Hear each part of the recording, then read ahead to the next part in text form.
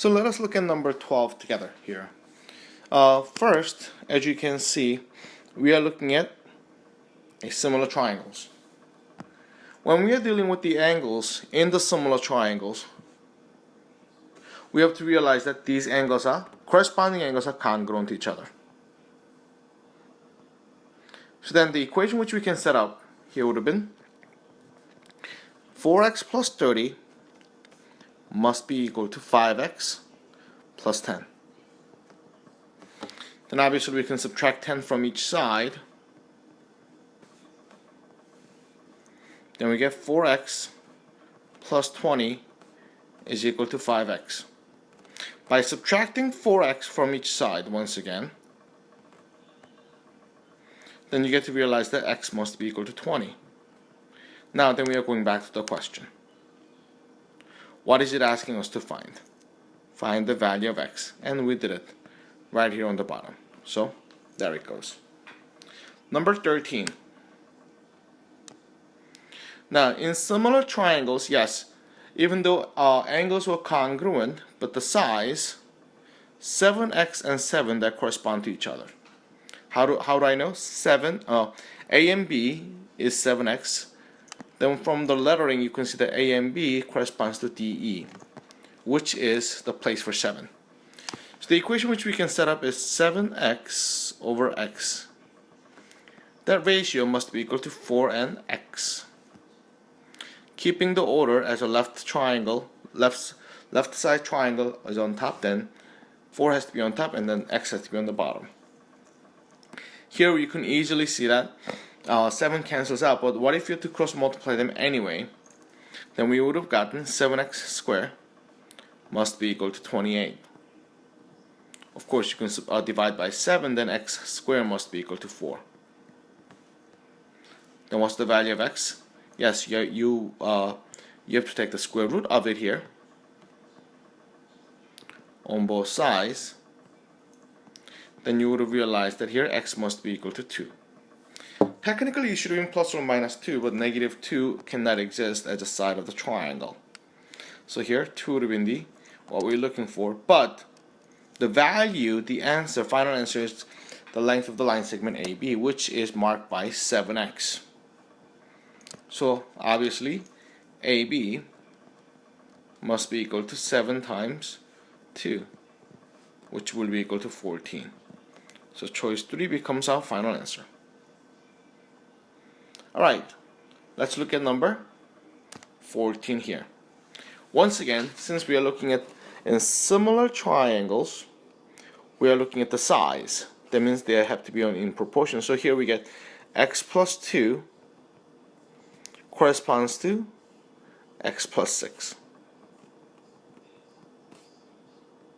Now then that must be equal to x, because I started from the left side, over 4. Then all we have to do is cross multiply them. Once again we get 4x plus 8. How 4 multiplies to x plus 2. And the other side would have been x and x plus 6, which is equal to x squared plus 6x. Now subtracting 4x from each side and 8, then you will realize that here 0 is equal to x squared plus 2x minus 8. Then what you want to do is, can I factor this? In fact, the answer is yes.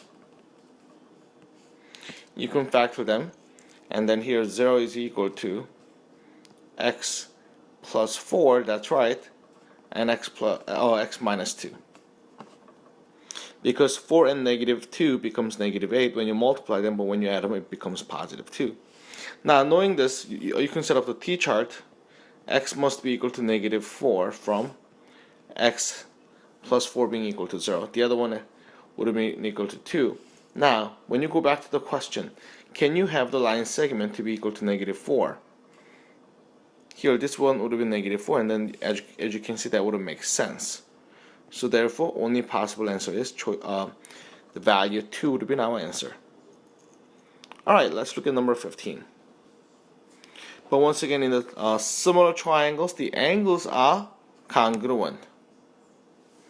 Now, then angle A is the first letter here.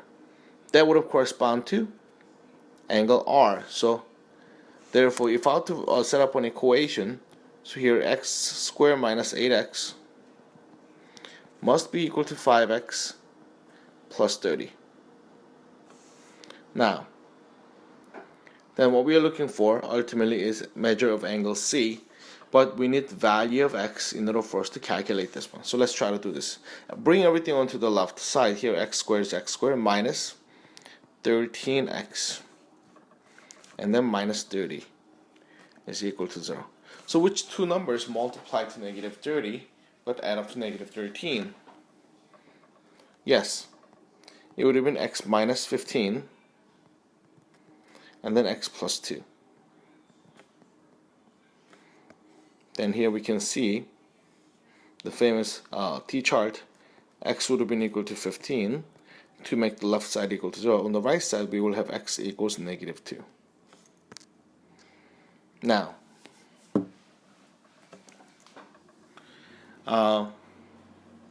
in order for us to have measure of angle C, if you have to plug in negative 2 here, that would have made this one into negative. So therefore, I'm going to reject this one. I'm going to use 15. So measure of angle C would have been equal to 4 times 15 minus 5. Then that becomes 55. Now, it seems like it's 55 degrees. Alright, let us move on to number 16. A side of the triangles are 8, 12, and 15. The longest side of the similar triangle is 8. You see, 18. Instead of 15, it would have been 18. What is the ratio of the perimeter?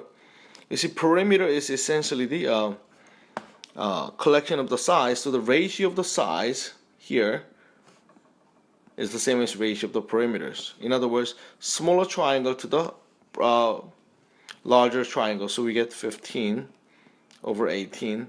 In fact, that is the perimeter of the small triangle to the big one. Since 15 and 18 can both be divided by 3, then we get 5 over 6, which would have been choice 3 becomes our answer. Alright, let's look at number 17. Triangle ABC is similar to triangle DEF. The length of the sides of the triangle ABC are 5, 8, and 11. Alright. What is the length of the shortest side of the triangle if the perimeter is 60? So you see, ratio of the sides is equal to the ratio of the perimeter in this case. Then what's the perimeter here? Perimeter of the triangle ABC would have been equal to 5 plus 8 plus 11. Now once you calculate this one, we end up getting 24. So we're looking for perimeter of the smaller one to perimeter of the big one would have been 24 to 60. We can divide the top and bottom by 12, then this becomes 2 over 5. Now, then that ratio has to be kept for the other sides. Shortest side here is 5. Then what's the shortest side of the big triangle? I don't know, so I'm going to just call it as S. Then once you cross multiply them, you get 2S must be equal to 25. Then S would have been equal to 25 over 2, which is equal to 12.5, which is choice 2. Alright, let us look at number 18. Two triangles are similar. Now, when triangles are similar, angles has to be congruent and side has to be in proportion. So which statement regarding the two angles are not true? The area, in fact, notice that area is the square of the given ratio, so that is okay. The altitude have the ratio of 2 to 1. You see, when two triangles are similar, all figures are the same ratio. In the same ratio. Perimeter of the their perimeters have the ratio of 2 to 1, which is also true. Their corresponding angles have the ratio of 2 to 1. You see, the angles has to be congruent, not in ratio. So we end up getting choice 4 becomes our answer. Alright, number 19. When two triangles are similar, once again, size can be in proportion, but how about the angle? Angle cannot be in ratio. In fact, they have to be equal to each other. So we have to realize that measure of angle A is in fact equal to measure of angle D. Alright.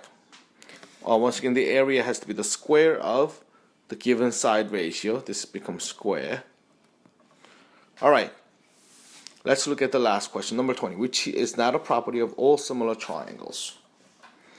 Corresponding angles are congruent. That is true. Corresponding sides are congruent. Not necessarily. Corresponding sides are in proportion. That's the better way of writing it. So choice 2 seems to be our answer. Let's just read the rest of them. The perimeters are in the same ratio as the corresponding side, which is also true because perimeter is collection of the sides. The altitudes are in the same ratio as the corresponding sides, which is also true. So our answer will be choice 2. Alright, I'll see you later.